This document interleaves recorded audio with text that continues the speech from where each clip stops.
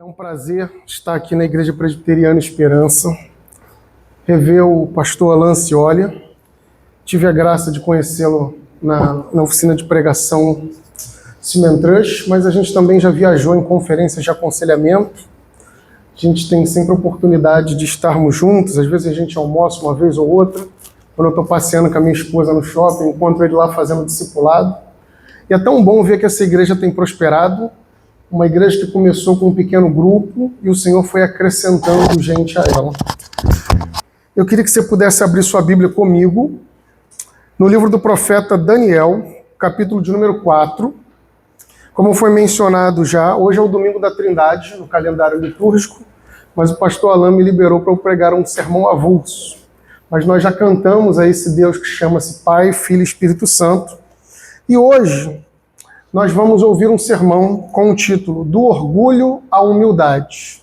O título do sermão é Do Orgulho à Humildade.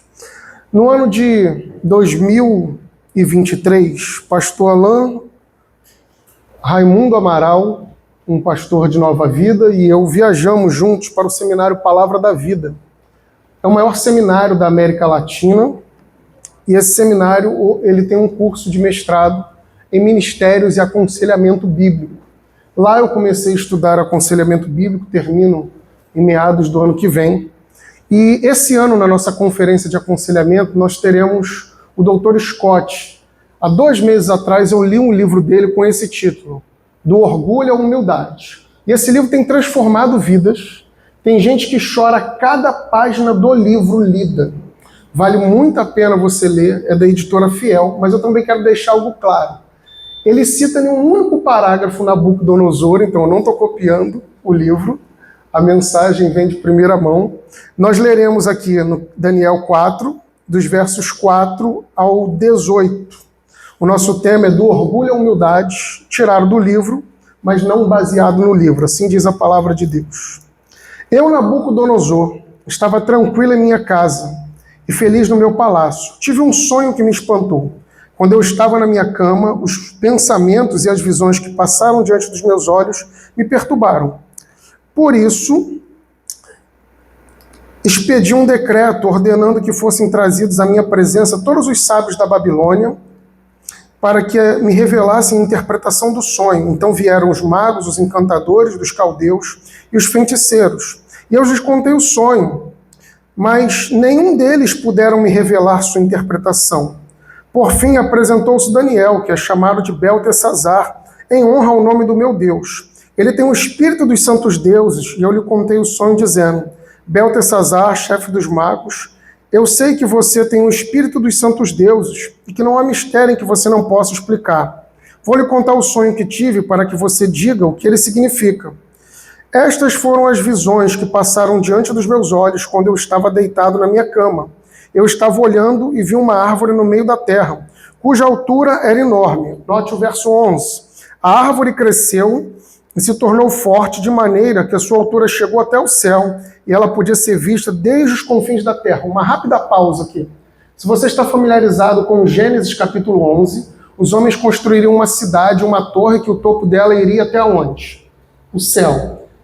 A torre é de Babel, aqui a cidade é Babilônia. Eles querem chegar aos céus sem precisar da ajuda de Deus. Continua, verso 12.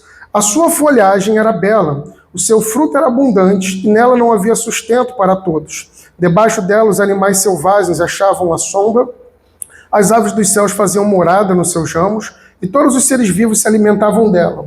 No meu sonho, quando eu estava na minha cama, vi um vigilante, um santo que descia do céu, gritando em alta voz: derrubem a árvore, cortem seus ramos e arranquem as folhas, e espalhem seus frutos. Espantem os animais que estão debaixo dela e as aves que fazem morada nos seus ramos. Mas ao toco, com as suas raízes, deixem na terra, amarrado com correntes de ferro e de bronze, e em meia erva do campo, que esse toco lhe seja molhado pelo orvalho do céu, e que a parte que lhe cabe seja a erva da terra, junto com os animais, que o coração dele seja mudado, para que não seja mais coração humano, e lhe seja dado o coração de animal, e passem sobre ele 7 tempos. Esta sentença é por decreto dos vigilantes, e esta ordem é por mandado dos santos, para que os que vivem saibam que o Altíssimo tem um domínio sobre o reino dos homens. Ele dá seu reino a quem quer, e põe sobre até o mais humilde 2 homens. Esse foi o sonho que eu, rei Nabucodonosor, tive. Você é Beltesazar. Diga a interpretação, porque todos os sábios do meu reino não puderam me revelar a interpretação, mas eu sei que você pode, porque você tem o Espírito dos santos deuses. Que o Senhor nos abençoe, você pode tomar assento. Em 1837, século XIX, Hans escreveu um conto dinamarquês, um conto de fadas bem famoso, chamado A Roupa Nova do Rei.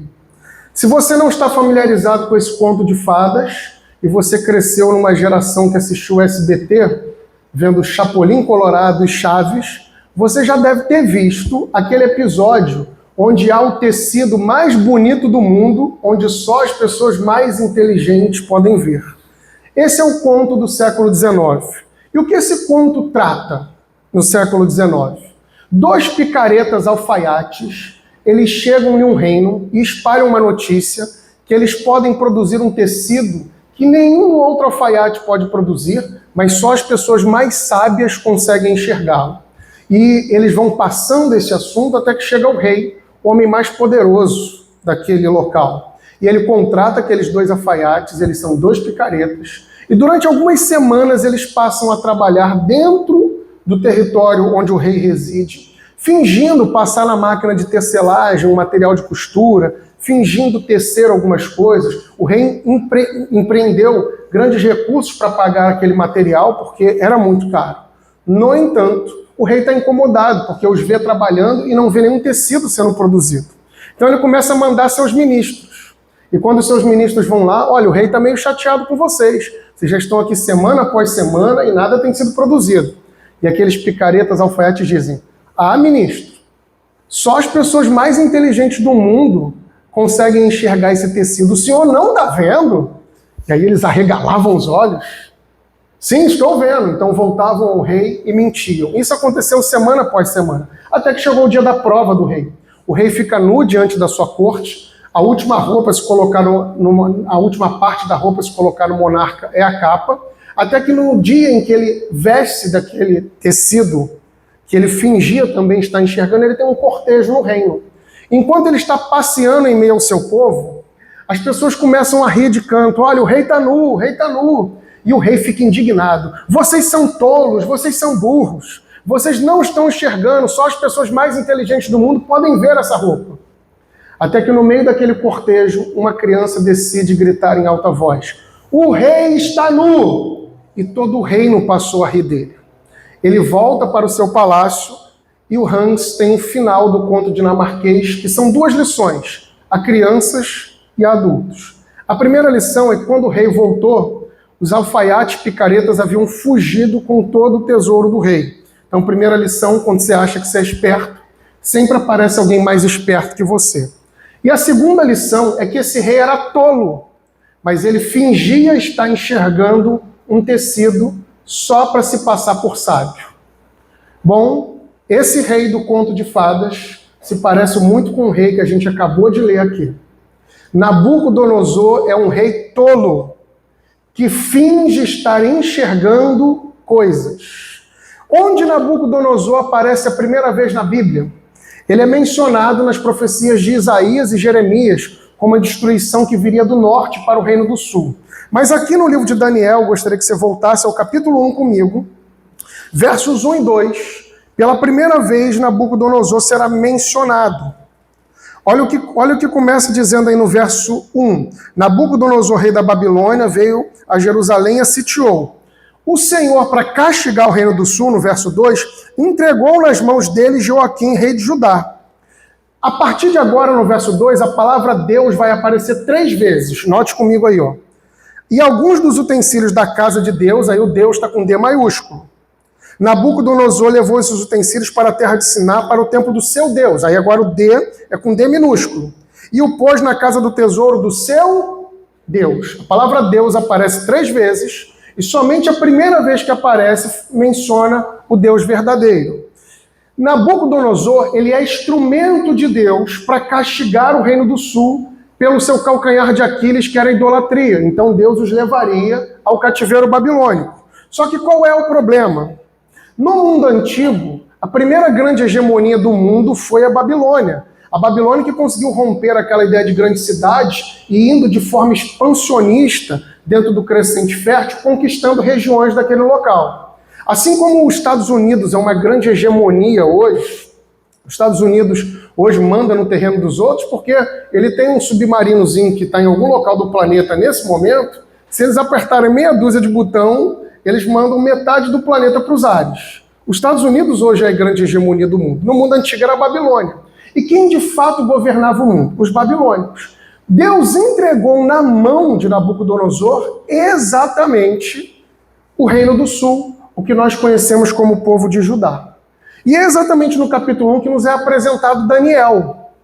Esse Daniel é alguém que passou no pré-vestibular e o livro de Daniel possui 12 capítulos. Dos capítulos 1 a 6 é a história de Daniel e seus amigos, e dos capítulos 7 a 12 tem algumas visões de Daniel. Nesse capítulo 1, nós já conhecemos Daniel sendo resoluto. Ele decide não se contaminar com os manjares do rei.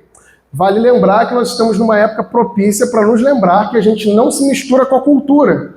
O evangelho é supracultural, ele está acima da cultura. Daniel não provou dos manjares do rei porque toda aquela comida fazia parte de uma veneração e adoração a deuses falsos. Daniel, resoluto, não se contaminou. Mas tem algo que quando eu frequentava a igreja, quando criança, a tia Maricota nunca me contou.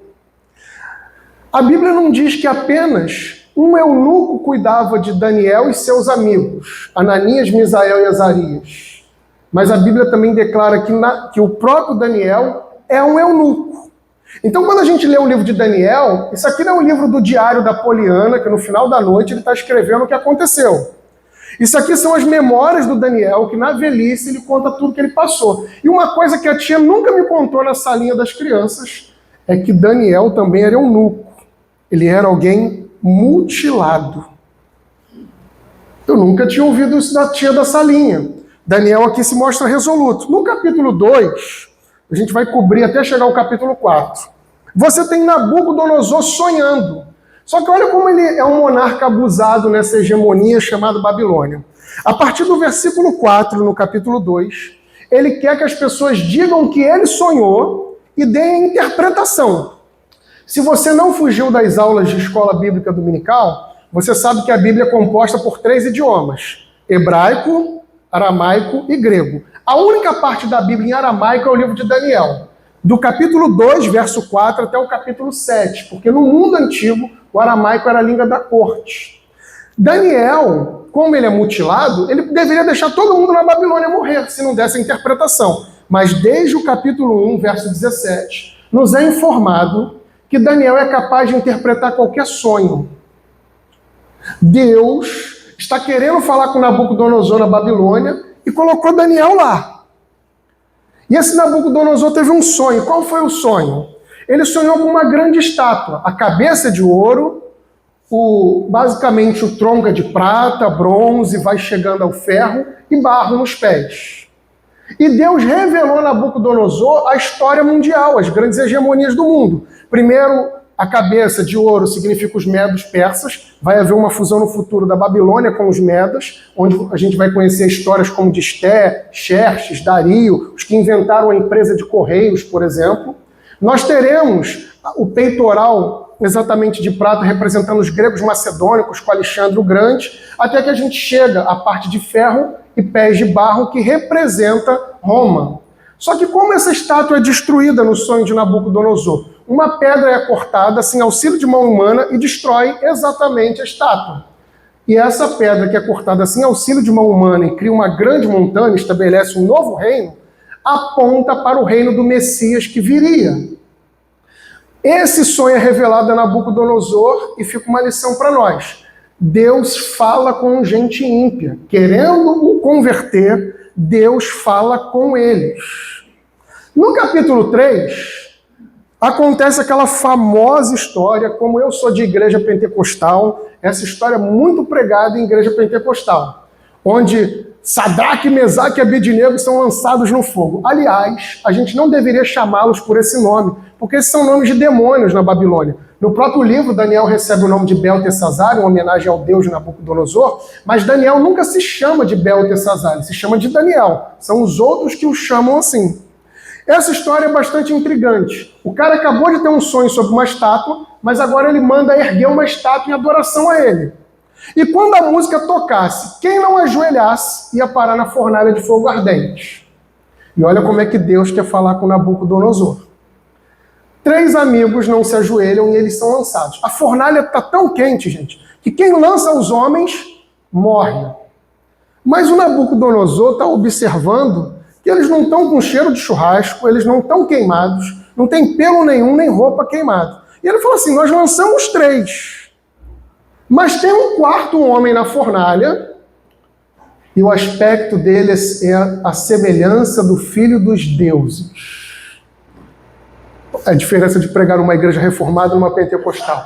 Se fosse numa pentecostal, agora o pessoal falaria, já faria cara de samurai com cãibra. E eis a dica aqui. Nabucodonosor teve uma grande experiência. Isso é o que os teólogos chamam de cristofania. É uma aparição de Jesus no Antigo Testamento. Gente, Deus quer tanto falar com esse homem que o Senhor se revelou naquela fornalha. E o que você espera desse rei? Ele vai se converter. Aliás, o capítulo 3 termina com um cântico lindo. Ele fala que Deus é o Deus de gerações, é Ele que muda as estações. Mas preste atenção numa coisa. Nem tudo que se canta com a boca significa que se crê no coração. Talvez o maior divórcio e a maior distância que existe no planeta tenha a ver com o que a gente fala e o que domina nosso coração. Nem tudo que a gente canta, nós de fato queremos viver. Nós dizemos que amamos a Deus no domingo, mas na segunda vivemos como se Ele não existisse. Nós dizemos que amamos a presença de Deus, mas a gente faz longas orações de 2 minutos e fica cansado. Bom, aqui fica uma dica. Ter experiências com Deus não significa que a gente se converteu. Aliás, a gente acabou de sair há alguns anos de um período bem complexo na história da humanidade, que alguém chamou de pandemia. Lembra daquela sexta-feira 13 de março de 2020? Lockdown, tudo fechado, vira um faroeste as cidades. E a gente começou a ficar com medo, todo mundo postava no status. Quando essa pandemia acabar, eu volto para a igreja. Eu vou me reconciliar com os meus pais. Eu vou pedir perdão aos irmãos. Eu nunca mais vou ficar trocando de igreja de modo infantil, vou me concentrar na minha igreja. A pandemia acabou. E quem disse que iria à igreja? Está indo? Quem disse que ia se reconciliar com os irmãos se reconciliou? Sabe por que isso não aconteceu, irmãos? Porque a experiência de quase morte não converte ninguém. De acordo com Jesus, para se converter tem que morrer. Tem que negar a si mesmo, tomar a sua cruz e segui-lo. Então a gente acha que por Nabucodonosor ter uma grande experiência dessa, ter feito um cântico bonito, ele se converteu. Mas veja como Deus é insistente, perseguindo ímpios com a sua voz. Deus nos fala e nos fala tanto porque Ele quer se tornar conhecido. Chegamos ao capítulo 4, o capítulo que lemos. E nesse capítulo, de fato, é a conversão de Nabucodonosor. Mas Deus, soberano, vai humilhar esse homem. E a partir de agora a gente vai dividir o sermão em 3 partes. Por que 3 partes? Porque tudo que é bom na vida se divide em 3. Hoje é domingo da Trindade, Pai, Filho, Espírito Santo. Quando é que o casamento dá certo? Quando tem o marido, a mulher e o Espírito Santo. Os gordinhos de plantão, qual é o melhor sorvete? Napolitano, chocolate, creme e morango. Não é assim? Tudo que é bom na vida se divide em 3. Então vamos lá, em 3 partes. Se você está com sua Bíblia aberta, versos 1 a 18, você tem um sonho da árvore cósmica. Dos versos 19 a 27, você tem uma advertência em relação a juízo. A mensagem primária desse texto é juízo. E dos versos 28 a 37, você tem um homem humilhado, mas transformado. 3 partes. Do 1 ao 18, o sonho da árvore cósmica. Do 19 ao 27, uma advertência em relação ao juízo. e dos versos 28 a 37, um homem humilhado, mas transformado. Começamos pela primeira parte, o sonho da árvore cósmica. Como é que Nabucodonosor estava? Como muitos ímpios num domingo como hoje. Se inaugurou a Copa do Mundo de Futebol, dos clubes, e muitos ímpios estão em Nova Iguaçu, em Nilópolis, a cidade que eu moro, como? Tranquilões. É assim que começa o verso 4. Ó.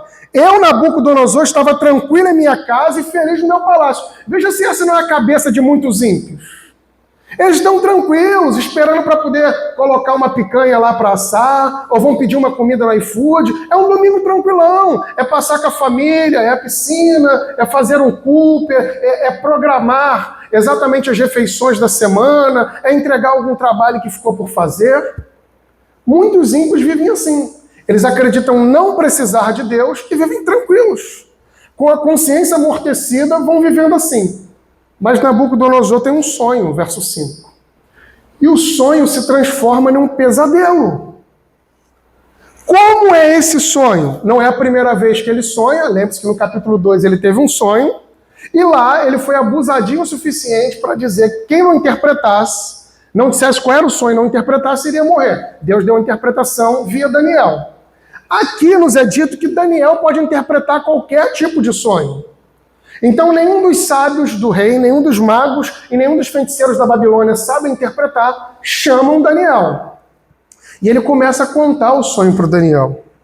E note que fala sobre uma árvore cósmica que cresceu demais, a sua altura vai até o céu, ela abriga ninho para os pássaros, ela dá sombra aos homens e ela pode ser vista de todo canto da terra. Interessante subir até os céus, essas menções, que nos remetem a Gênesis 11. Quando Deus havia dado um mandato cultural a Adão, que deveria o quê? Os homens que são a imagem e semelhança de Deus, então Deus nos criou sua imagem e semelhança, para espelhar sua imagem e espalhar sua imagem. E o que os homens fizeram? Eles estabeleceram uma cidade, uma torre, para chegar aos céus sem a ajuda de Deus. O que o Deus Trino fez? Desceu na terra e dividiu a língua deles. Interessante que eles estavam unidos num propósito de chegar aos céus sem a ajuda de Deus. Se você notar, Gênesis 11 tem uma referência no Novo Testamento em Atos 2.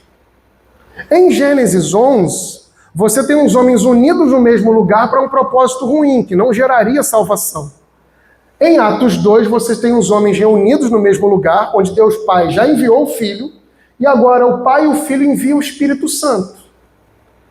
Aqui, eles queriam salvação sem a ajuda do Deus Trino. Aqui, em Atos 2, eles têm salvação via Deus Trino. Mas veja que isso aconteceu em Babel, Gênesis 11, Nabucodonosor, o rei da Babilônia. Está mostrando, mais uma vez, que de fato esse é um reino hegemônico. Deus deu poder a esse homem. Deus constituiu ele como cabeça entre as nações. Só que haveria uma situação. Para que ele reconhecesse que o céu domina, ele viveria 7 tempos. E não são 7 estações sequenciais, mas são 7 anos, onde ele seria molhado pelo orvalho dos céus. A árvore seria cortada, um vigilante do céu veio e disse que a árvore do céu seria cortada da terra e manteria-se apenas o toco e a raiz preso por correntes de ferro e de bronze. Que sonho estranho! Mas esse sonho foi dado a Nabucodonosor para ele saber que o Altíssimo tem domínio sobre o reino dos homens. Aliás, a palavra domínio, ela predomina na narrativa de Daniel, porque quer apontar para um domínio muito superior ao de Nabucodonosor. Então note aqui, esse rei é orgulhoso e Deus quer torná-lo humilde. Agora vamos falar um pouquinho de orgulho para a gente entender isso. Esse é o tipo de pecado que a gente não admite que tem. E se você notar, este livro já demonstrou para nós que Nabucodonosor é orgulhoso. No capítulo 2, verso 4, ele mataria as pessoas que não revelassem para ele o sonho. A Bíblia dá algumas descrições sobre o orgulho. Antes da ruína vem o quê? A soberba. A soberba precede a queda. A Bíblia diz que Deus resiste aos soberbos, mas dá graça aos humildes. As pessoas enfatuadas é como aquela mola de sofá. Quando você senta, a mola não contrai. Deus não sabe lidar com elas, não por ele não poder, mas é no sentido de não conter a arrogância delas. Deus não lida com gente soberba. Gente soberba se assemelha, se monstrifica como Lúcifer. Porque nós temos um Salvador, um Rei humilde, que é o Senhor. A soberba, ela não é apenas o contraste de humildade, mas ela é um caminho de ausência da presença de Deus, porque Deus resiste aos soberbos, mas dá graça aos humildes.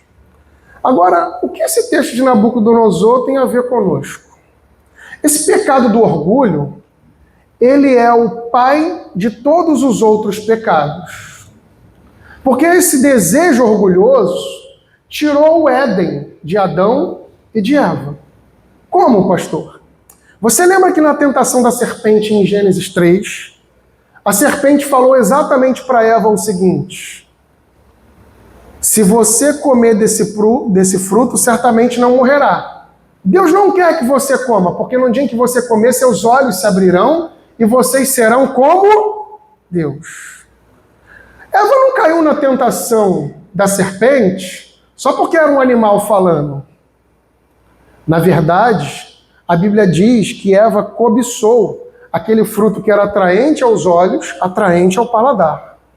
E sabe o que despertou a aguçada curiosidade de Eva? É que ela seria como Deus. Veja se esse não é o pecado que domina nosso coração. Veja por que é tão difícil para nós orarmos, irmãos. Porque orar nos humilha. Já notou isso? Você tem discussões com as pessoas teológicas, do seu trabalho, da sua área de expertise, e você faz todo mundo ficar caladinho. Você coloca todo mundo no seu lugar, mas quando você vai orar, você tem que dizer: eu não sei, só tu sabes. Eu não posso, mas tu podes. Orar sempre nos humilha. O que é o culto? O público que nós estamos aqui, o culto é uma audiência com Deus. De fato, a gente não vai ao culto para sair do culto benzão e ter um domingo maravilhoso. O culto é uma audiência onde Deus nos coloca no canto e mostra o quão insignificante nós somos. Que sem Ele nada nós podemos fazer e ser. Então note que esse homem está aprendendo uma dura lição. Ou ele se humilha diante de Deus, ou Deus o humilhará. Mas quais são os ídolos que esse orgulho tem como filhos? Deixa eu te dar exemplos da nossa cultura do que o orgulho traz. Ele traz outros ídolos. Porque se você der 10 centímetros ao pecado, ele ganhará quilômetros. Dê apenas 10 centímetros ao pecado e quilômetros serão ganhos. Quer ver um dos ídolos do nosso coração que a gente não percebe? Aquilo que está no coração é falado pela boca. Um dos ídolos da nossa cultura chama-se eu. A nossa egolatria, como a gente quer que a nossa opinião seja respeitada, como a gente quer ter a última palavra em tudo. Todo mundo tem uma opinião e a gente quer fechar o assunto. Já lidou com gente assim? Você está contando a história de cachorro, ela tem uma história de cachorro. Você está contando a história, eu estou com uma dor de cabeça, aí a pessoa, olha, eu fiz uns exames, eu tô com câncer no cérebro. Já viu gente que vai maximizando assim os problemas? Tem gente assim. Outro tipo de ídolo que nós temos, o ídolo controle. Ah, meus irmãos, já viu quando algo sai fora do eixo no orçamento doméstico, na saúde da família, a gente fica perturbado? E eu queria lhe dar uma boa notícia. Deus usa tempos de aflição, como o salmista disse, foi-me bom ter sido afligido para que eu aprendesse teus decretos. Deus usa tempos de aflição para que a gente abandone a dependência das coisas criadas e dependa somente dele. O que a gente precisa entender ao olhar para a vida desse homem, que há alguém que está no controle. Lembra na visão? A pedra que rolou do céu destruiu os reinos humanos. E isso é importante de ser notado. Deus está dizendo a todo momento que quem de fato governa, que tem as rédeas da história na mão, a grande hegemonia não é a Babilônia, é o reino de Deus. Há um Deus que tem um controle, e esse Deus que tem um controle, controla inclusive quem está no controle. A gente fica muito perturbado quando o governo X ou Y sobe ao poder. Mas lembre-se de uma coisa, o Deus inabalável abala as coisas abaláveis. É Ele que exalta, é Ele que abate, é Ele que dá a vida e é Ele que tira a vida. O Deus que tem um controle, e nada oferece mais esperança ao ser humano de saber que Deus está no controle. Deus é maior do que um cônjuge difícil, Deus é maior do que uma doença familiar, Deus é maior do que problemas eclesiásticos, Deus é maior do que uma depressão, Deus é maior do que crise de ansiedade, Deus é maior do que qualquer transtorno mental. Saber que Deus está no controle, como diz o Salmo 46. Deus é o nosso refúgio e fortaleza, socorro bem presente na angústia. Salmo 46, 10. Aquietai-vos e sabei que eu sou Deus. Nabucodonosor e nós temos às vezes esse ídolo controle. Se algo não sai da forma como nós planejamos, a gente fica perturbado. Outro ídolo que a gente tem chama-se conforto. Quando terminar esse culto, eu não tenho o hábito de vir aos cultos aqui, mas como qualquer igreja, nós devemos criar pequenos grupos para conversar. Você já reparou que na hora de se despedir a gente fala assim, pastor, estou indo embora, porque afinal de contas amanhã eu acordo cedo. Essa despedida já tem um negrito, amanhã eu acordo cedo, parece que todo mundo acorda meio-dia, já notou? Amanhã eu acordo cedo. E a gente fala assim, não, porque eu estou trabalhando muito, né? Eu estou em 2 empregos. Por exemplo, eu especificamente trabalho em 5 lugares. No Rio e fora do Rio, lecionando. A minha esposa ganhou a Rochelle do Julius. Porque ele tem 2 empregos, eu tenho 5. Mas no final de culto a gente fala assim, não, é porque a escola do Juninho está muito cara. A escola do Juninho está R$3.000. Mas afinal de contas eu me esforço para dar o melhor para minha família. Eis o ídolo ali. Quantas famílias você conhece em que o pai acha que é mais importante o que está deixando para os filhos do que eles estão deixando nos filhos? Eles pagam o melhor colégio. Eles acham que a solução é isso, quando os filhos precisariam de todo o evangelho. Ídolos como controle, conforto. O orgulho produz isso. Você quer conhecer um homem de verdade? Preste atenção no que ele fala. Pessoas que usam por demais a primeira pessoa do do singular, demonstram que são cheias do eu mesmo. Veja um homem pregando, veja um homem dando aula, preste atenção nas suas conversas de canto. Se ele fala, eu faço isso, eu compro isso, aquilo, outro, ele está demonstrando do que ele é cheio. Porque alguém que é realmente habitado por Deus, a Bíblia fala que a boca fala do que o coração está cheio. A gente acha assim, não, eu ouço meu coração, então eu externalizo tudo que eu penso. A Bíblia não diz para ouvir o coração. A Bíblia diz que o coração é enganoso. O coração não se ouve, o coração se ministra a palavra de Deus. Jesus disse em Mateus 15 que é do coração que procedem os homicídios, os adultérios. Tiago, irmão de Jesus, no capítulo 3, disse que é do coração que procedem as guerras. Então o coração não se ouve. O coração é ministrado pela palavra de Deus. Por exemplo, aquela jovem da igreja que diz assim, pastor, conheci um rapaz, o nome dele é Juninho. O senhor sabe, né, pastor, eu tenho 22 anos e eu tenho medo de virar titia. Gente, com 22 anos você vai virar titia? Eu casei com 27, essa geração é mais apressada. Não, mas, pastor, eu quero fazer um gabinete com o senhor. O Juninho é lindo, a boca dele tem sabor de mel. Só tem um problema, pastor. O Juninho não é crente. Só um problema? Não, mas eu vou orar e eu vou praticar namoro missionário. Deus vai convertê-lo. Meu irmão, tem coisa que você não precisa orar não, sabia? Já está revelado. A gente fala assim, eu vou orar como se a vontade de Deus estivesse escondida no universo. A Bíblia já diz que nós que somos crentes não nos misturamos com jugo desigual. Então se você vê alguém namorando alguém não crente, casando com alguém não crente, não é um justo caminhando com um ímpio. São 2 ímpios que se amam e odeiam a Deus. Por quê? Porque o mandamento é muito claro. não pode se associar com jugo desigual. Então, esse controle e conforto é que domina o nosso coração. No entanto, Daniel é chamado. E eu queria usar Daniel, pastor, como uma ilustração para esse tempo que essa igreja tem vivido. Daniel é o que vai dar a interpretação. A partir do verso 19, você tem a advertência de juízo e a explicação. Daniel queria que esse sonho fosse sobre outra pessoa, mas Deus revelou para ele que era sobre Nabucodonosor. E olha como é que Daniel era portador da mensagem de juízo, mas de esperança também. Dá uma olhadinha comigo no verso 26.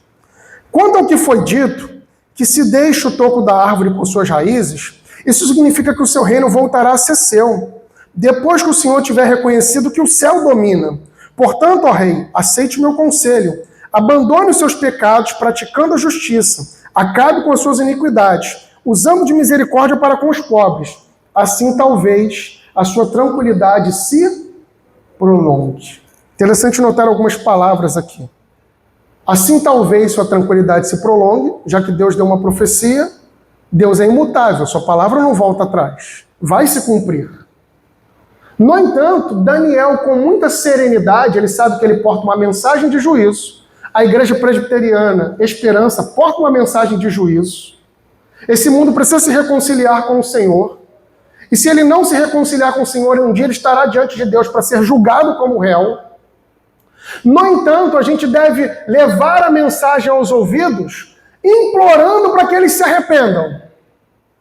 E veja que Daniel é um bom exemplo aqui para nós, irmãos, de como lidar com a cultura. Porque muitos de nós lidamos com coisas que nos dão urticária. A gente fica perturbado com a cultura desse mundo feminista. A gente fica perturbado em ver igrejas que consagram pastoras, que fazem dessas pastoras seus ídolos. Quanto do feminismo adentrando em igreja, quanto de mentiras adentrando em igreja, sim, nós ficamos perturbados. Mas nós levamos o evangelho apenas aos ouvidos. Como Lutero dizia, só o Espírito Santo pode levar ao coração. Então a gente precisa ser menos Jonas, e nesse caso aqui mais parecido com Daniel. Qual é o personagem da Bíblia que você acha que você mais se parece? Agora eu estou falando com os membros da Igreja Presbiteriana Esperança. Geralmente, a gente é meio empolgadão, aí a gente acha que se parece com Davi, né? Não, eu me pareço com Pedro. Sinceramente, o personagem da Bíblia que você e eu mais nos parecemos é Jonas. A gente é capaz de amar a Deus, a palavra de Deus, mas é capaz de odiar o povo. Quantas vezes a gente já não fez umas orações de vingança? Ah, Senhor, prepare e leva fulano que eu não aguento mais. Porque Jonas é assim. Ele é capaz de amar a Deus, amar a sua palavra, mas odiar as pessoas. A gente só não tem coragem de admitir isso, mas o personagem da Bíblia em que a gente mais parece é Jonas. Mas Daniel aqui, ele está dando um tom afável de como a igreja se comporta. Nesse mundo do exílio, nesse mundo de plural, de muitos deuses, há um único Deus que domina. Nós vivemos uma tensão entre dois reinos.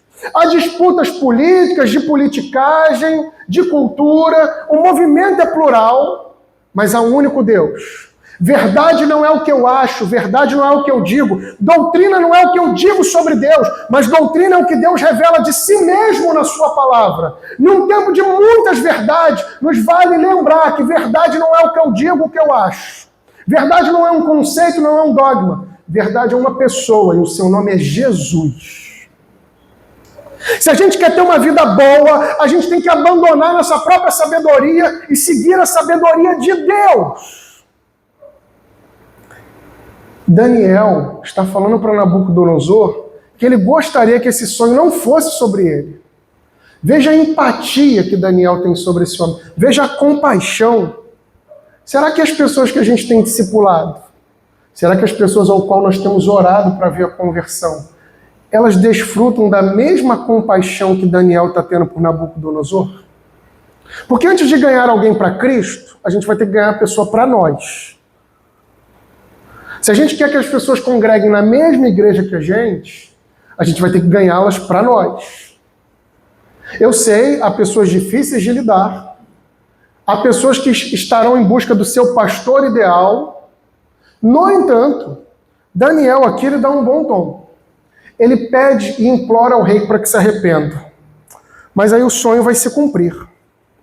A partir do verso 28 e exatamente no verso 29, diz que depois que o Nabucodonosor teve esse sonho, passou-se 1 ano, passado 12 meses. Eu fico pensando o quanto Deus é generoso. Ele falou, deu 1 ano e Nabucodonosor não se arrependeu. Só que a profecia tem 2 partes no sonho. Nabucodonosor seria humilhado para reconhecer que o céu domina. E quando ele reconhecesse, ele sairia daquilo. Então a prova tinha um limite de tempo, 7 anos. E como é que Nabucodonosor estava? De novo, tranquilão, verso 30. Ó. Não é esta a grande Babilônia que eu construí para ser casa real, com meu grandioso poder para a glória da minha majestade? Gente, no mundo antigo, Nabucodonosor fundou uma das 7 maravilhas do mundo antigo, chamado Jardim Suspenso da Babilônia. E ele fez isso só para dar de presente à esposa. Então um dia ele está andando pela cidade, andando pelo palácio, ele passa a gabar-se. Lembra que eu falei agora há pouco que você conhece um homem pelas suas palavras? Se ele é cheio do eu, ele sempre vai reverberar esse eu. Ele está se gabando do que ele fez. E no exato momento em que ele faz isso, verso 31, uma voz do céu diz: a você, rei Nabucodonosor, vem o juízo. Ó.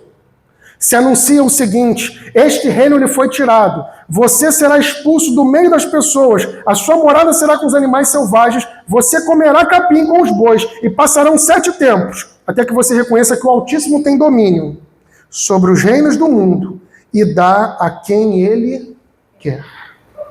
Olha que interessante. A grande lição aqui desse verso é que a melhor coisa que pode acontecer para nós é voltar a engatinhar e voltar a comer capim. Porque às vezes a gente está se achando muito, porque conquistou isso, porque chegou a tal posição. E aí Deus, para abater o nosso orgulho, Ele faz a gente voltar a comer capim. Ele faz a gente voltar a engatinhar. Para que a gente entenda que as nossas conquistas não podem nos conquistar.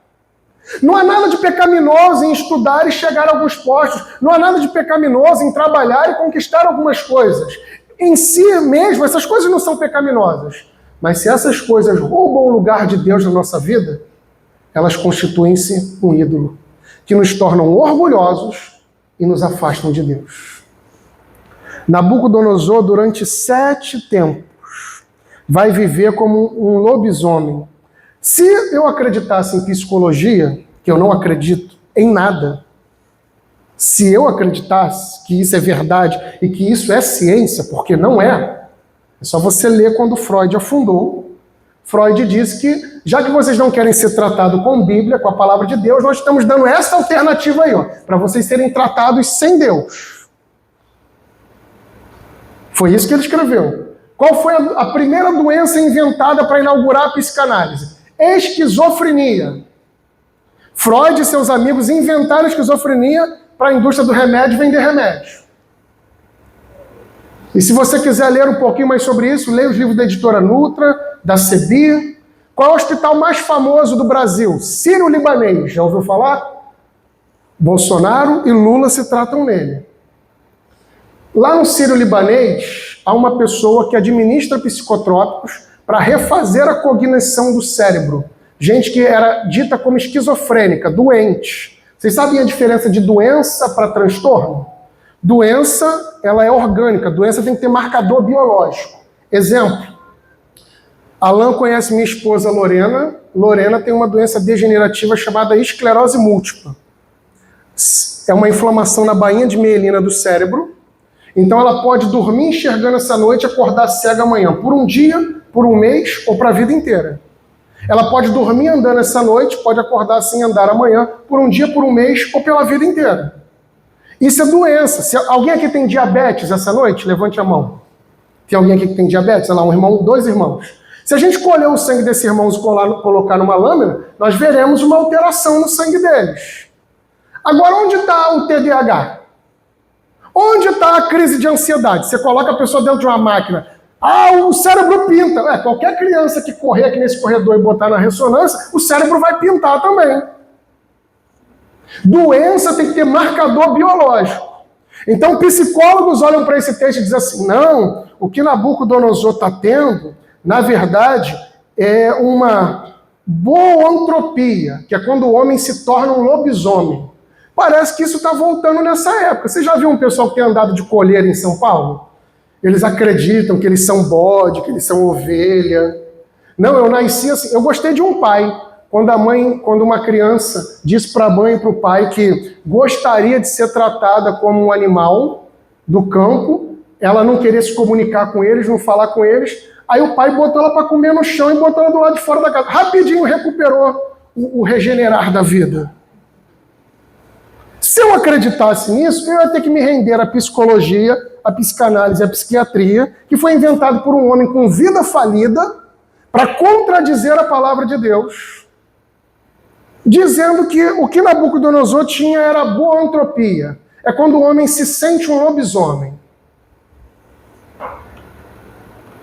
Agora, da onde vem a loucura de Nabucodonosor? Posso provar para você? Abra sua Bíblia comigo em Deuteronômio 28, 28. Da onde vem a loucura de Nabucodonosor? Deuteronômio 28, 28. Olha o que a Bíblia diz. Em Deuteronômio 28, 28. Quantos creem que a Bíblia é a palavra de Deus? Então, verdade não é o que eu digo, verdade é o que a Escritura revela sobre Deus. Olha o que Deuteronômio 28, 28 diz.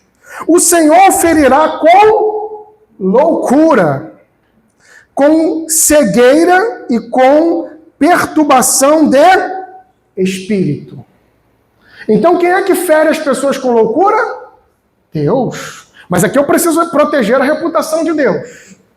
Porque a gente diz assim, mas Deus é mau? Não, Deus é totalmente bom. Deus é muito bom para fazer o mal, muito sábio para cometer um erro. Só que tudo aquilo que a gente planta, nós iremos colher. Então, para proteger a reputação de Deus, primeiro a gente deve lembrar que todos os juízos de Deus não são arbitrários. Eles sempre são justos e têm a finalidade de nos fazer voltar a Deus. Você lembra quando Jesus disse em Lucas 12, 20, louco, louco, essa noite pedirão sua alma. Então os juízos de Deus não são arbitrários. Deus, por vezes, permite tempo de provações na nossa vida e nós estamos sempre ao alcance da graça de Deus. Toda a provação que a gente passa na vida, como a de Nabucodonosor aqui, tem a autorização de Deus, é supervisionada por Deus. É Deus que nos coloca lá e é Deus que pode nos tirar de lá. Ele nos dá graça durante a provação, ele nos dá lições e quer que aprendamos, e ele tem poder para nos tirar de lá. Quando e onde, ele sabe. Agora, a Bíblia é clara em dizer, não só Israel, que o Senhor feriria com loucura. Lembra de homens que desobedeceram a Deus e ficaram amalucados? Saul é um bom exemplo. Gente que começa bem e termina mal. Judas chegou ao nível do suicídio. E aqui é bom a gente entender. Por que Deus nos fere com loucura? Porque nós cometemos uma coisa chamada pecado. A gente tem que saber diferenciar doença de pecado. Tem que aprender a ligar os pontos. Às vezes tem pessoas na igreja que estão depressivas e elas só têm falta de algum tipo de vitamina. Ela precisa ao médico e ver os marcadores. Inserindo algumas vitaminas ficam bem. Às vezes pode ser orgânico. No entanto, há muitas pessoas sofrendo que são as decisões dos seus próprios pecados. Uma boa definição de pecado eu aprendi com um conselheiro bíblico. Porque na teologia sistemática a gente tem umas definições muito elaboradas e difíceis de gravar. Mas eu queria que você gravasse essa definição de pecado. Me permita ser didático, meio tiozão, fale comigo. Pecado é fazer tudo aquilo que ofende a Deus. Pensar e agir independente de Deus. Então isso traz sofrimento aqui e agora. Pode falar. Isso traz sofrimento aqui e agora e lá e além. Então olha o que você acabou de definir. Pecado. Pensar e agir independente de Deus exatamente é pecado. Traz sofrimento aqui e agora e lá e além. A pessoa que decide se divorciar, ela deixará sequelas. Crianças vão crescer distante dos papéis que papai e mamãe precisam desempenhar. Escolhas erradas levam a lugares errados. Escolhas certas levam a lugares certos e nunca haverá um jeito certo de fazer coisas erradas. Errado sempre será errado. Então, às vezes, a gente está tratando alguém na igreja e a gente fala assim, rapaz, um certo dia fulano acordou birulei. Não, não acordou birulei, não. Por vezes há consequências de pecados. Há algumas pessoas que sofrem as consequências dos próprios pecados. Há também as pessoas que são vítimas do pecado do mundo, como, por exemplo, uma criança em que o pai sai para trabalhar e o pai é assassinado. Essa pessoa tem culpa na morte do pai? Não. Mas é a influência do pecado no mundo. Agora é bom a gente saber ligar os pontos. O que de fato é doença, o que de fato é pecado. A de Nabucodonosor foi Deus que o feriu. Irmãos, se Deus nos dá uma palavra, se Deus nos persegue com sua voz, é bom que nós nos submetamos. Eu vou repetir a frase que eu já falei algumas vezes. Se a gente quer ter uma vida boa, a gente tem que abandonar nossa própria sabedoria e seguir a de Deus. Eu caminho para o final. Nabucodonosor se gabou de ter construído aquela cidade. Deus cumpriu sua profecia. Acho que Nabucodonosor não conhecia o Salmo 127:1, que diz que se o Senhor não guardar a cidade, em vão vigia a sentinela. Meus irmãos, esse homem que se considerava um super-homem se tornou um sub-humano.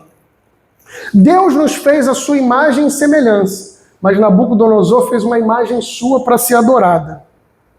Deus nos fez para espalhar e espalhar sua imagem, mas Nabucodonosor queria espalhar o seu próprio nome. E ele se torna um sub-humano. Todos pecaram e carecem da glória de Deus. Isso não envolve só prostitutas e meros pecadores, envolve reis também. E Nabucodonosor, ele pecou. Ele é alguém que desapontou a Deus. Mas lembre-se, o Senhor prometeu que também o restauraria quando ele reconhecesse que o céu domina. E eu queria caminhar para o final lendo com você. Leia comigo a partir do verso 34. Uma bela expressão dessa narrativa. Mas ao fim daqueles dias, eu, Nabucodonosor, levantei os olhos aos céus e recuperei o entendimento. Então eu bendisse o Altíssimo e louvei e glorifiquei aquele que vive para sempre. O seu domínio é eterno. O seu reino se estende de geração em geração. Todos os moradores da terra são considerados como nada. Todos os moradores da terra são considerados como nada. O Altíssimo faz o que quer com o exército do céu e com seus moradores da terra. Não há quem possa deter a sua mão, nem questionar o que ele faz. Nesse tempo, recuperei o entendimento para a dignidade do meu reino. Recuperei também a minha majestade, o meu esplendor, e os meus conselheiros e os homens importantes vieram me procurar. Fui restabelecido no meu reino e a minha grandeza se tornou ainda maior. Olha como é que ele termina, gente, seu depoimento. Agora eu, Nabucodonosor, louvo e engrandeço e glorifico o Rei do Céu. Note que na maioria das Bíblias a palavra Rei do Céu está com R maiúsculo. Porque todas as suas obras são verdadeiras. Os seus caminhos são justos. Ele tem poder para humilhar os orgulhosos. Nabucodonosor aprendeu uma difícil lição. Ou nós nos humilhamos diante de Deus, ou Deus nos humilha. A Bíblia tem promessas dizendo, humilhai-vos diante da potente mão de Deus, e a seu tempo ele vos exaltará. Bom, meus irmãos, os homens constroem impérios, como Nabucodonosor. Mas viu? Enquanto ele andava sobre os pés, andava em 4 patas, ele só observava esmolas. Mas quando ele levantou os olhos aos céus, ele viu quem domina. Este culto é o que o Senhor quer que a gente pare de olhar para o chão para achar só esmolas. O Senhor quer que a gente erga os olhos e veja os horizontes que Ele tem para nós. Quem é que de fato domina? Quem é que tem um controle? E nada mais oferece esperança do que saber que Deus está no controle. Os homens constroem impérios e todos eles vão a ruínas. Na Babilônia, Nabucodonosor. Nos medos persas, Xerxes, Dario. Entre os gregos, Alexandre. Entre os romanos, Augusto, Calígula, Nero, todos eles passaram. Atualmente, os governos que são ditatoriais, eles vão passar. Mas Jesus construiu um verdadeiro império. E ele chamou esse império de seu reino, sua igreja. As portas do inferno não podem prevalecer contra esse reino. Já tentaram de tudo. Lançaram no Coliseu, fizeram leis, perseguiram de todas as formas. Os homens que fizeram isso caíram. Mas a igreja prevalece. Sabe por quê? Antes de Jesus enviar a igreja ao mundo, ele enviou o seu Espírito à igreja. E isso faz da igreja indestrutível, a presença de Jesus no meio dela. E esse Jesus, o nosso supremo rei, ele é muito superior a Nabucodonosor. Nabucodonosor é orgulhoso, ele é monstrificado. Marcos 10:45 nos diz que Jesus não veio para ser servido, mas para servir e dar a vida em resgate de muitos. Nabucodonosor se orgulhava dos seus feitos. Isaías 53 diz que Jesus veria o fruto do seu penoso trabalho e estaria satisfeito. Meus irmãos, a pequena semente se tornou uma grande árvore frondosa. E ninguém pode deter esse reino, porque ele é uma obra santa. Reinos se abalam, povos se curvam, mas aquele que tem o domínio eterno veio. E esse domínio jamais passará. Coloque-se de pé.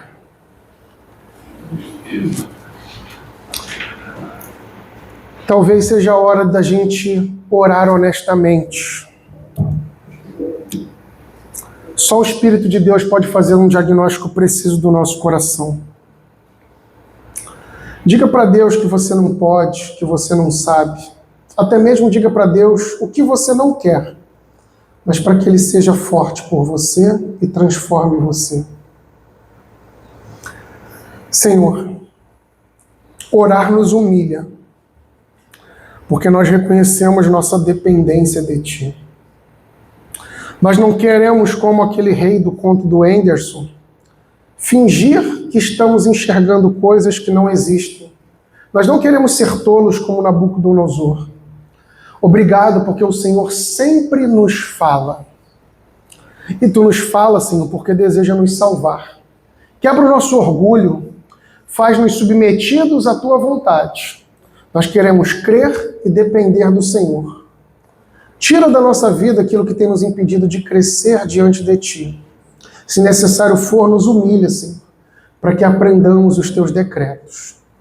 Senhor, obrigado porque na plenitude dos tempos, nascido de mulher, Tu enviaste Jesus. Ele é a propiciação pelos nossos pecados. E não só pelos nossos, mas pelo do mundo inteiro. Obrigado porque nós não estamos mais afastados. Há um domínio eterno, há um Deus de todas as gerações. E nós cremos nesse Deus. Purifica-nos, transforma-nos. A imagem e a semelhança de Jesus é o que nós te imploramos e dizemos amém.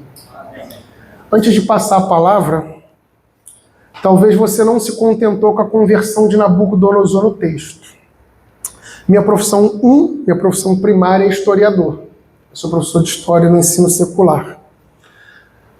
Arqueologia é uma ciência nova no mundo. E as escavações têm demonstrado que há um rei naquela região do mundo chamado de Nabonido, o nome antigo de Nabucodonosor, que houve uma época do mundo em que ele abandonou o politeísmo e se tornou monoteísta. A Bíblia prova no capítulo 4 que ele se converteu, mas a história também. O autor da vida é o autor da história. Deus abençoe.